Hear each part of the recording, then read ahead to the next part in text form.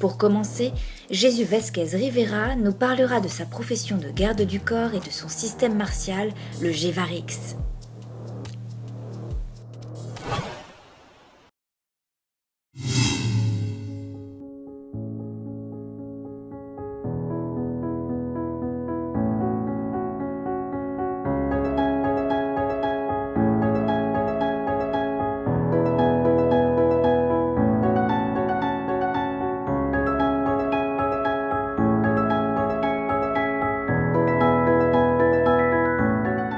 J'ai des souvenirs de 4 ans, 4 ans et demi, où déjà je protège les petits copains dans la cour d'école. Donc je crois qu'on naît avec.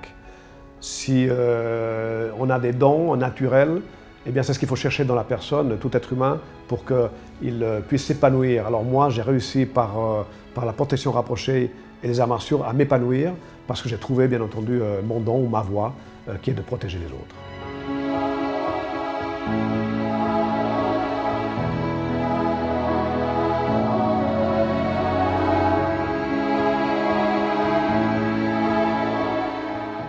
Eh bien, le plus beau moment de ma vie de protection rapprochée, c'est quand j'ai protégé un des deux fils du fondateur d'Arabie Saoudite, la famille Faisal Al Saoud.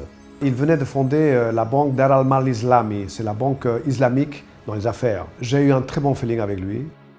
En tant qu'instructeur, c'est les officiers de police, tant hommes que femmes, à Dubaï. J'ai formé la garde rapprochée le premier cercle du général Alexandre Lebed en 1997, puisque lui était en train de faire une campagne présidentielle pour devenir président de la Russie. Pendant 1h30, on a parlé les yeux dans les yeux. C'est quelqu'un qui te clouait dans les yeux et il ne baissait pas les yeux. C'était un militaire.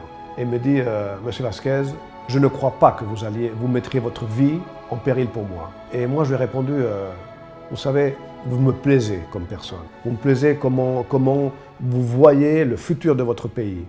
Je vous garantis qu'on vient de là, nous sommes des gens qu'on va mettre notre vie entre la balle qui viendrait vers vous et l'agresseur. C'est comme ça, nous sommes des personnes qui venons au monde, qui sommes venues pour protéger les autres.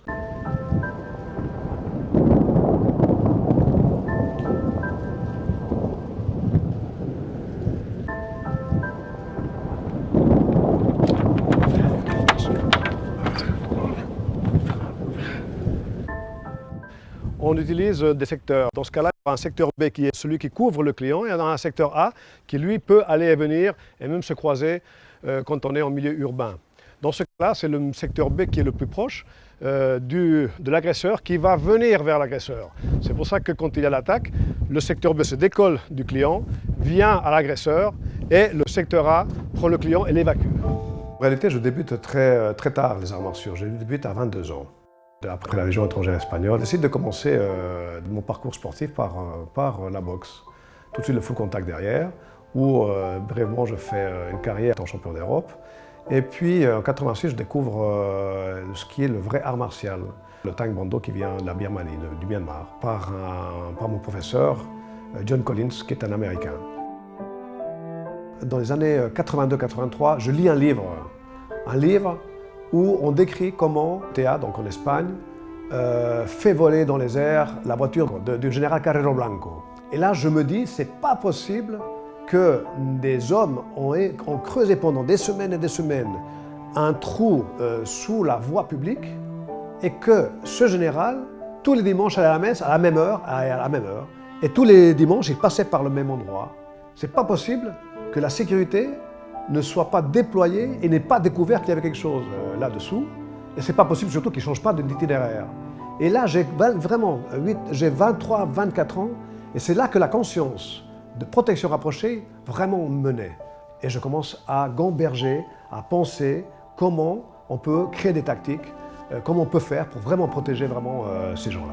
Et j'ai créé les tactiques qu'aujourd'hui j'enseigne depuis toujours d'ailleurs, avec des secteurs A, B, C, etc., avec des techniques de tir.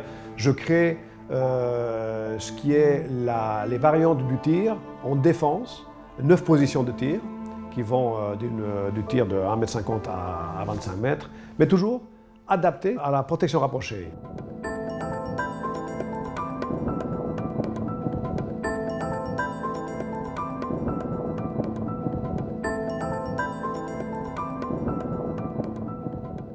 Donc en 87, là, je crée vraiment Delta Protection SA.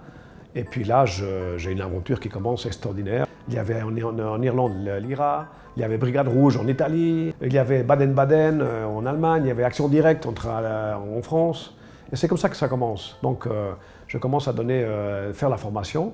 Et c'est une belle histoire parce qu'à part la formation, bien sûr, on était sur des missions. Et là, on commence à tourner dans toute l'Europe, surtout des triangles d'enfer entre Milan, Paris et Genève.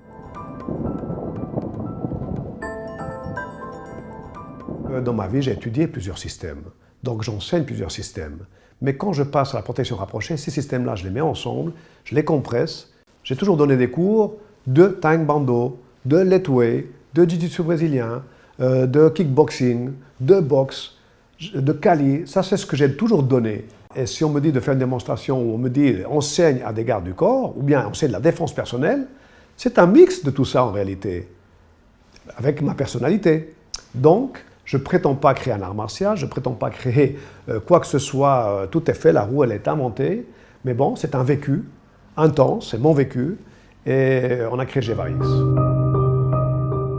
Au départ, je ne pense pas qu'un garde du corps est humble, mais c'est ce qu'il doit travailler, ça c'est une des grandes qualités. Et une autre qualité qu'il doit avoir, c'est sa disponibilité pour le prochain, avec un raisonnement approfondi. Nous ne sommes pas ni des esclaves, ni nous ne sommes pas des larbins, ni quoi que ce soit, pas du tout, pas du tout. Quand on travaille dans une protection rapprochée où il y a une menace réelle de terrorisme ou de crime organisé, je dirais à tous les gardes du corps qu'il y a un travail en amont énorme à faire. Donc ce n'est pas comme ça, on arrive, on fait, puis on est des serviteurs tout simples. Non, pas du tout, pas du tout. Quel conseil on pourrait donner à un jeune qui veut épouser cette profession? Ce serait bien qu'il vienne déjà peut-être d'un corps d'armée peut-être ou des forces de l'ordre parce qu'il vient déjà discipliné. Mais si ce n'est pas le cas, au moins qu'il vienne des arts martiaux, oui. Parce que les arts martiaux, par contre, va lui amener ce côté discipline et travail de rigueur, travail en profondeur.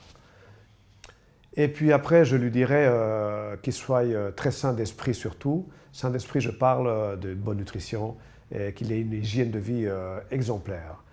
Et en dernier lieu, je pense qu'il faut qu'il le voie au départ comme quelque chose de très lointain, comme un mirage, et qu'il s'en approche petit à petit. Et peut-être qu'en mangeant, l'appétit lui viendra de devenir vraiment un garde du corps. Mais avant tout, qu'il ne pense pas que c'est quelque chose d'aisé, de facile, qu'il ne regarde pas les personnes comme on voit qui font du show-off avec leurs lunettes noires, c'est sympa, c'est fantastique. C'est vrai que si tu as le soleil en face, il faut avoir des lunettes noires, mais il ne faut pas avoir des lunettes à l'intérieur, il ne faut pas avoir des lunettes ailleurs si le jour est normal, quoi. Et je dirais, ne regarde pas trop de films et trouve un endroit, un centre de formation qui soit digne de ce nom de formation de garde du corps. En France, il y en a 2 ou 3 quand même. Maintenant, il faudrait peut-être regarder, d'abord s'intéresser et savoir qui donne, se renseigner qui sont les patrons de ces centres de formation, quel est leur CV, leur curriculum vitae. Et à ce moment-là, peut-être y aller. Et sinon, bien sûr, nous sommes nous sommes Gevarix Combat System, nous sommes là pour donner la formation. C'est un travail que je fais à 30% de mon temps, qui m'occupe à 30% de mon temps.